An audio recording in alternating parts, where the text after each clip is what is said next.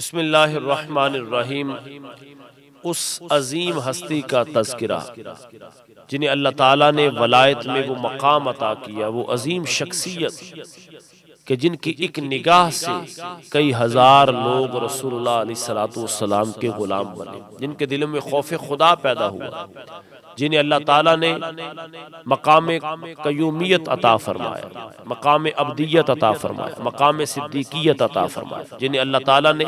وقت کا مجدد بنایا۔ میری مراد قیوم زمان محبوب صبح حضرت اخندزادہ سیف الرحمن ابن قاری سرفراز رحمۃ اللہ تعالی علیہ کی ذات، میرے شیخ کامل حضرت مبارک صاحب رحمۃ اللہ تعالی علیہ، جن کی زندگی کا ایک ایک لمحہ نبی رحمت صلی اللہ علیہ وسلم کی سنت و شریعت کے مطابق گزرا۔ ان کی خلوت، ان کی جلوت ایک لمحہ کے لیے بھی حضور کی سنت کے دامن کو چھوڑا نہیں۔ نبی پاک صاحب لولاک صلی اللہ علیہ وسلم کی ذات سے محبت اس قدر کہ جب حضور نبی رحمت صلی اللہ علیہ وسلم کا ذکر پاک ہوتا، اور یہ ہر ولی کا خاصہ ہے کہ جب حضور کا ذکر پاک ہوتا تو حضرت مبارک رحمت اللہ تعالی کی آنکھوں میں آنسو آ جاتے، اشکبار ہو جاتے ہیں حضور نبی رحمت صلی اللہ علیہ وسلم کے ذکر پاک کو سن کر کے، اور گلاب کے پھول کو دیکھ کر کے آپ کی آنکھوں میں آنسو آتے اور محبت فرما کر کے کہتے کہ یہ پھول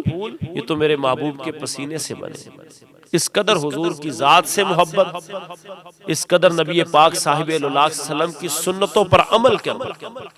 یہ خاصہ حضرت مبارک رحمت اللہ تعالی علیہ کا رہا۔ ان کی طویل زندگی میں بے شمار کرامات،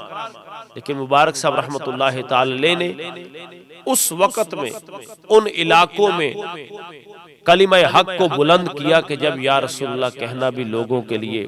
قتل کی دھمکی سے کم نہیں تھا، اللہ تعالیٰ نے وہ مقام حضرت مبارک رحمت اللہ تعالی کو دیا۔ وہ فرماتے تھے کہ ساری دنیا ایک جانب ہو جائے لیکن نبی پاک صاحب لولاک صلی اللہ علیہ وسلم کا جو قانون ہے اور حضور کا جو فرمان ہے وہ حق ہوگا، ساری دنیا چاہے ایک جانب ہو جائے، مبارک اس کو چھوڑنے والا نہیں،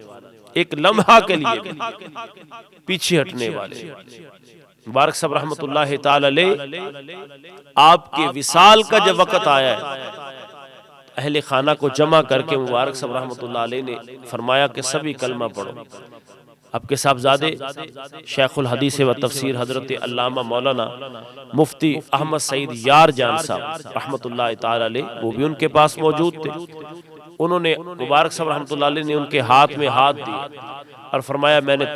تم سے راضی ہو گیا، تم مجھ سے راضی ہو گیا، اور خود کلمہ پڑھا، سبھی کو کلمہ پڑھایا۔ وقت وصال